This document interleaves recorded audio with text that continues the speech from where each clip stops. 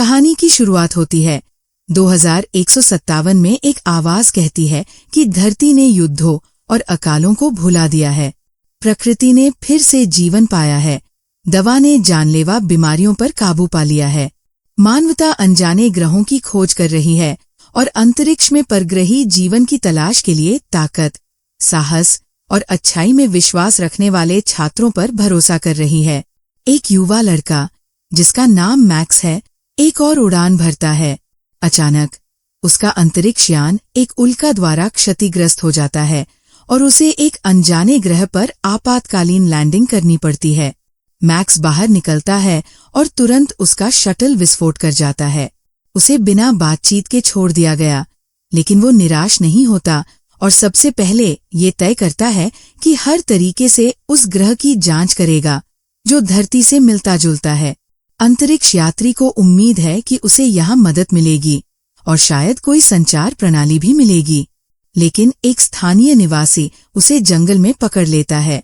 इस ग्रह की भाषा समझने के लिए मैक्स अपने कान में एक ट्रांसलेटर कैप्सूल डालता है। उस स्थानीय व्यक्ति का नाम जेफ है और वो मैक्स को अधिकारियों के हवाले कर देता है। वो मैक्स पर ऐसा हेलमेट लगाते हैं जो किसी व्यक्ति के विचारों और यादों को दिखा सकता है। स्क्रीन पर दिखाते हुए और एक नजदीकी कमरे में पूछताछ शुरू करते हुए कॉर्पोरल गैस को मैक्स को राजधानी ले जाने के लिए एक उपकाफिले के रूप में सौंपा गया है। यहाँ मैक्स को एक अजीब सिग्नल महसूस होता है और उसके चारों ओर के लोग गार्ड का गान गाने लगते हैं। बाद में वे एक अजीब टॉवर के पास से गुजरते हैं जो गुआस के अनुसार दुश्मनों से रक्षा के लिए है। अचानक इसका आधार फट जाता है और ढांचा सड़क पर गिर जाता है। गैस कार के अंदर फंस जाता है, लेकिन मैक्स कॉर्पोरल को बाहर खींच लेता है। पता चलता है कि ये काम विद्रोहियों ने किया था। राज्य की सर्वोच्च सत्ता के मुख्य दुश्मन 2 आदमी पैदल राजधानी पहुंचे। इस बीच विशेष अनुसंधान विभाग के प्रमुख, जिन्हें वांडरर के नाम से जाना जाता है, अपने अधीनस्थ फैक को बुलाते हैं और उसे मैक्स को विभाग में लाने का निर्देश देते हैं। फैक मैक्स को ले जाता है, जबकि गणतंत्र का अभियोजक रिपोर्ट करता है कि वांडरर ने एक अजीब जंगली को अपने कब्जे में लिया है और इसके बारे में सभी उपलब्ध जानकारी इकट्ठा करने का निर्देश देता है।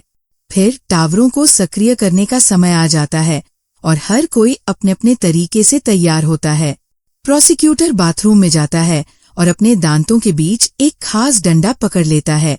इसी बीच फंक को दौरा पड़ जाता है और जब सैनिक उसकी मदद करते हैं, मैक्स गाड़ी से भाग निकलता है। हक्का बक्का युवक शहर में घूमता है और अनजान और अजीब जिंदगी को देखता है। इसी दौरान अनजान पिता एक मीटिंग के लिए इकट्ठा होते हैं, जैसे वो इस ग्रह के शासकों को बुलाते हैं। लंबी चलने के बाद मैक्स एक स्थानीय कैफे में जाता है, जहां वह एक वेट्रेस के लिए खड़ा होता है जिसे एक ग्राहक ने अपमानित किया था। शुक्रगुजार लड़की अपना नाम बताती है। राधा की पता चलता है कि वह कॉर्पोरल गैस की बहन है। जब मैक्स उसे घर छोड़ने ले जाता है तो उसकी एक गली के गैंग के साथ झगड़ा हो जाता है और वह उन्हें हरा देता है। राधा प्रभावित होकर उसे अपने घर ले जाती है। बाद में गैस घर लौटता है और मैक्स सवाल पूछने लगता है कि उनकी दुनिया कैसे काम करती है। जल्दी ही उसे समझ में आ जाता है कि राधा और गैस के दिमाग प्रोपगैंडा और गलत जानकारी से भरे हुए हैं। राधा को यकीन है कि उनका ग्रह खोखला है और आसमान या अंतरिक्ष जैसी कोई चीज नहीं है। इस बीच गैस अपने नए दोस्त को ये सब समझाने की कोशिश करता है। उनकी राज्य की राजनीतिक संरचना, जिसे सरक कहा जाता है। अनजान पिता देश के रक्षक हैं, जिन्होंने रक्षा टावरों की मदद से युद्धों को रोक दिया है, जो देश को हमलों से बचाते हैं। कोई नहीं जानता अनजान पिता की असली पहचान, क्योंकि वे शासक नहीं हैं, बल्कि जनता के सेवक है। मैक्स की मांग पर कॉर्पोरल उसे गार्ड के लिए सिफारिश करता है। मैक्स अपनी उच्च प्रशिक्षण स्तर का प्रदर्शन करता है, जो गैस को हैरान कर देता है। ये दोनों आदमी अक्सर राजनीति पर बहस करते हैं और एक दिन गैस ये स्वीकार करता है कि पड़ोसी राज्य उनसे नफरत करते हैं। सड़क पर, क्योंकि वे एक समय में एक ही राज्य थे जो एक सामान्य इतिहास से जुड़े हुए थे, मैक्स और राधा के बीच धीरे धीरे रोमांटिक भावनाएं विकसित होने लगती है।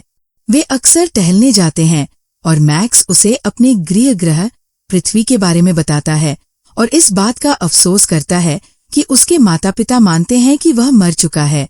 जल्द ही मैक्स को विद्रोहियों को पकड़ने का काम सौंपा जाता है, जिन्हें उनकी नियमित मिर्गी जैसी झटकों से पहचाना जाता है। एक विद्रोही कैप्टन पर हमला करता है और मैक्स उसकी जान बचा लेता है, जिसके बाद कैप्टन अचानक उन्हें पकड़ने पर पछताने लगता है, क्योंकि वे भी इंसान हैं। मैक्स ये बात बताता है कि उसने उन्हें बाद में कुछ ऐसे समझा जैसे वो बर्बर हों। फिर मैक्स पूछताछ में जाता है और देखता है कि विद्रोही आतंकवादी नहीं है जैसे अनजान लोग उन्हें बताते हैं, बल्कि वो आम लोग हैं जिनके अपने विचार और विश्वास है। मैक्स इस पूछताछ की क्रूरता को समझ नहीं पाता और बस ये यकीन नहीं कर सकता कि कोई विद्रोहियों को सरकार से नफरत करने के लिए पैसे दे रहा है।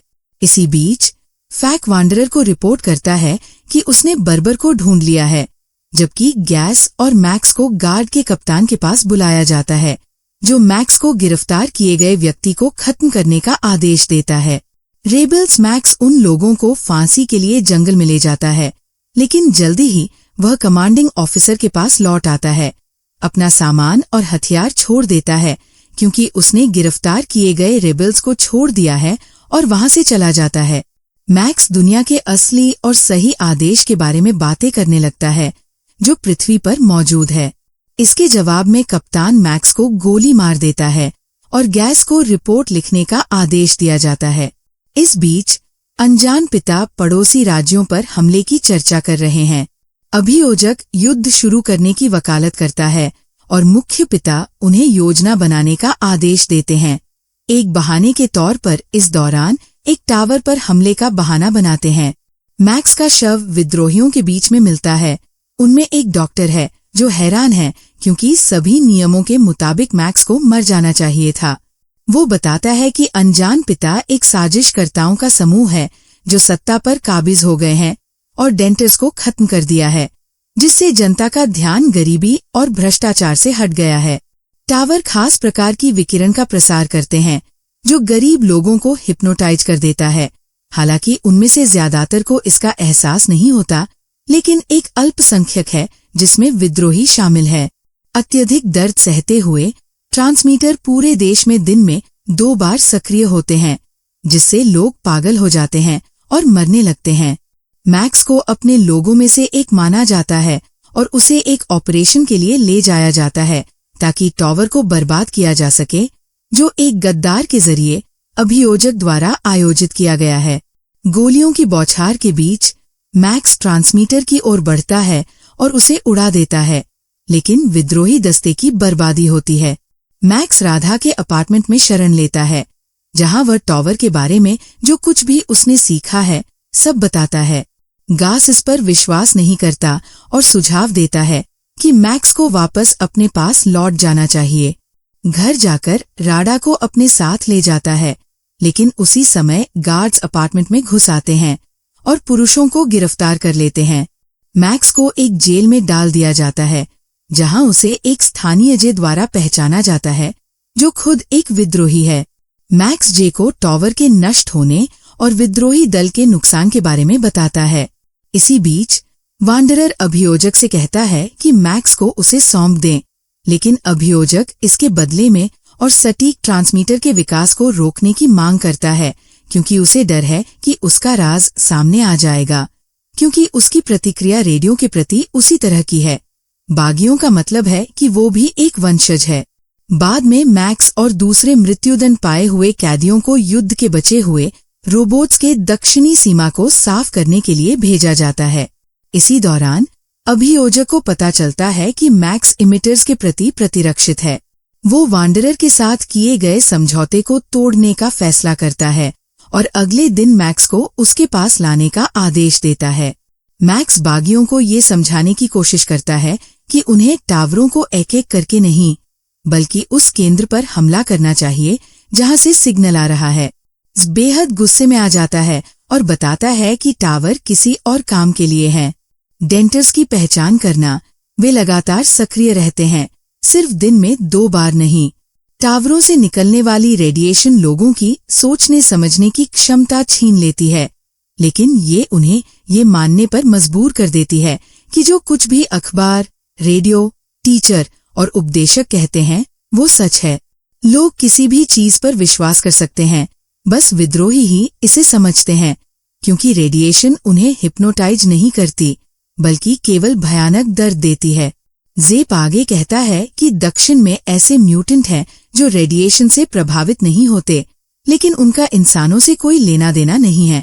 उन्हें एक इंजन की गर्जना सुनाई देती है और ज़ेप पहचान लेता है कि ये एक आत्म प्रेरित टैंक है जो उन्हें मारने की कोशिश कर रहा है।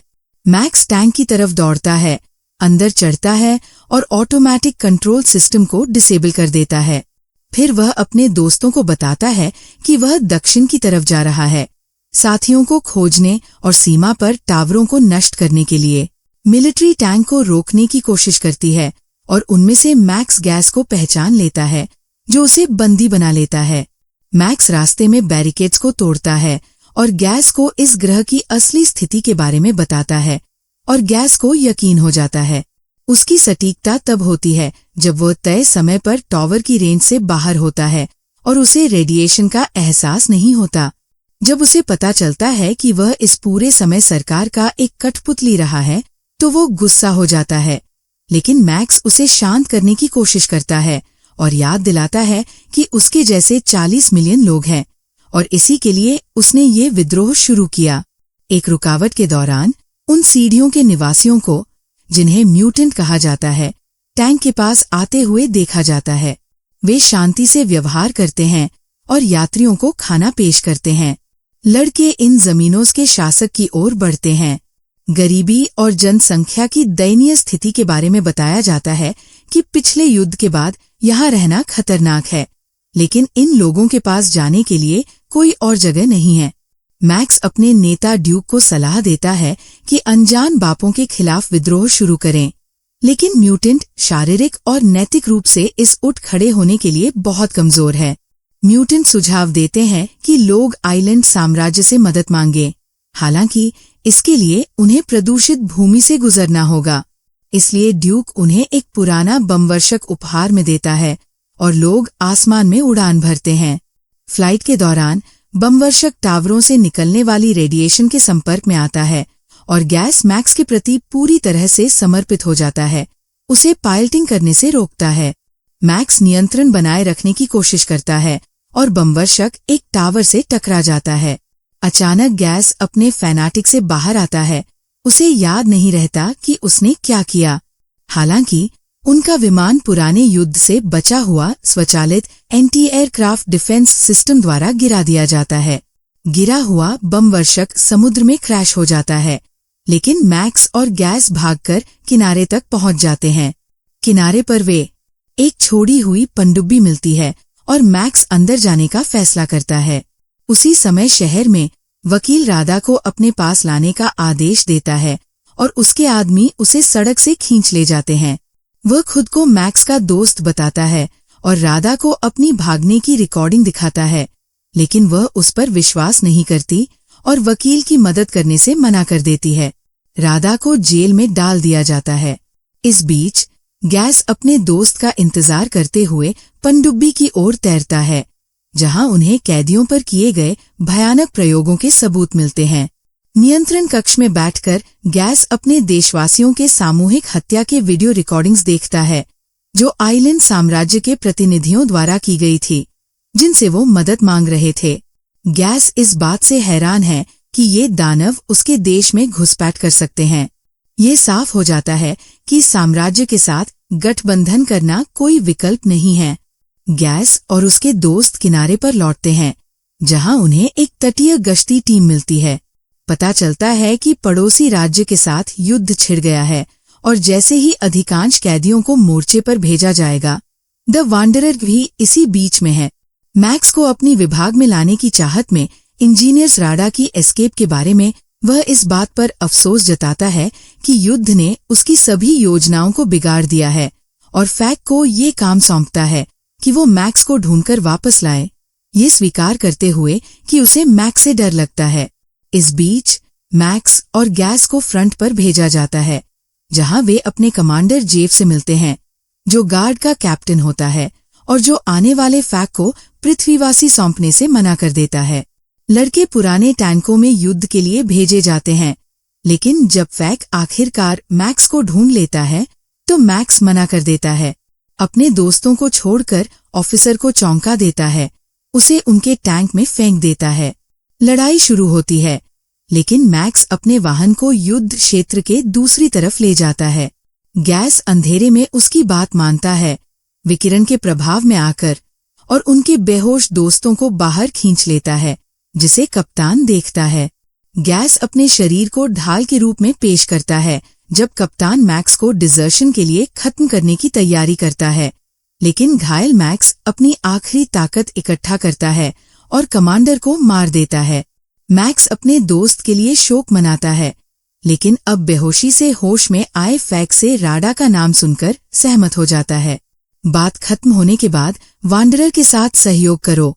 मैक्स बेरी का गैस एफ के प्रस्ताव सुनते हुए उसे संस्थान के परिसर में एक अपार्टमेंट मिलेगा, उसकी कार और चलने फिरने की आजादी होगी, लेकिन उसे केवल राडा को तभी देख पाएगा जब वो राज्य के प्रति अपनी वफादारी साबित करेगा।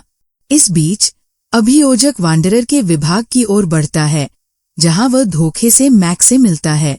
वह मैक्स को सलाह देता है कि वो अनजान पिता को गिराने के लिए उस केंद्र के निर्देशांक प्रदान करे जो टावर सिस्टम को नियंत्रित करता है। केंद्र में घुसते ही मैक्स को विशेष सक्रिय करना होगा।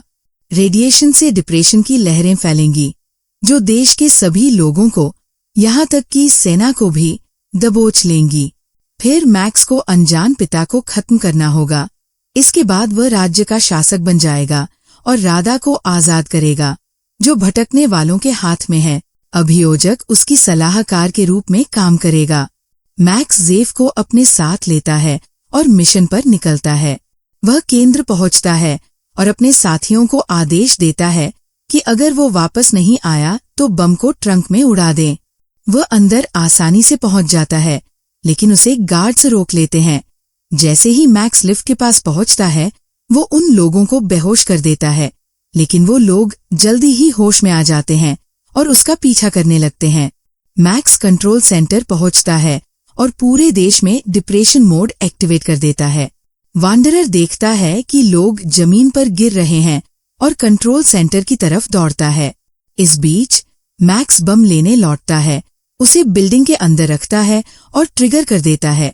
फिर वो धमाके की जगह से दूर चला जाता है। वांडरर मैक्स का पीछा शुरू करता है और उसे पकड़कर एक झड़प में शामिल हो जाता है। उस पल एक जोरदार धमाका होता है जो मुख्य ट्रांसमीटर को नष्ट कर देता है। लोग सड़कों पर अपनी होश में लौटने लगते हैं, जबकि मैक्स राधा को खोजने के लिए दौड़ता है और उसे एक क्रायो चेंबर में पाता है। वह लड़की को बाहर ले जाता है, लेकिन वांडरर उसका रास्ता रोक लेता है। तब पता चलता है कि वो असल में गैलेक्सिक सुरक्षा का एक कर्मचारी है, जो 20 साल पहले पृथ्वी से इस ग्रह पर मदद के लिए आया था। अब सड़कों पर अराजकता छा जाती है, जिससे एक शक्ति संघर्ष शुरू होता है, जिसमें कई लोग उसकी गुस्से में मर जाएंगे। वांडरर एक बेवकूफ को पीटता है, छात्र जिसने अपनी मेहनत के फलों को बर्बाद कर दिया, अर्थशास्त्र और महंगाई को भुलाकर। राज्य अकाल और पड़ोसी देशों से आक्रमण का सामना कर रहा है। मैक्स प्रतिरोध शुरू करता है और फिर वांडरर पर आरोप लगाता है कि उसने टावरों का निर्माण और स्थानीय लोगों की दास्ता की अनुमति दी। हालांकि वांडरर उसे इतिहास के कानूनों की याद दिलाता है, जहां सभी तर्कशील प्राणी युद्धों और दास्ता के अनुभव से गुजरते हैं। ये ग्रह कोई अपवाद नहीं है। इसी मोड़ पर मैक्स घोषणा करता है कि वह अब, जब तक वो जिंदा है, वो महंगाई, भूख और जंगों के खिलाफ लड़ेगा और एक और गुलामी पर आधारित समाज की स्थापना नहीं होने देगा। आर मैक्स के पास आता है और जब वो दोनों साथ खड़े होते हैं तो वांडरर मुस्कुराता है। यदि आपको ये कहानी पसंद आई हो तो कृपया इस वीडियो को लाइक करें और हमारे चैनल को सब्सक्राइब करना न भूलें। अगली रोमांचक कहानी में फिर से मुलाकात होगी।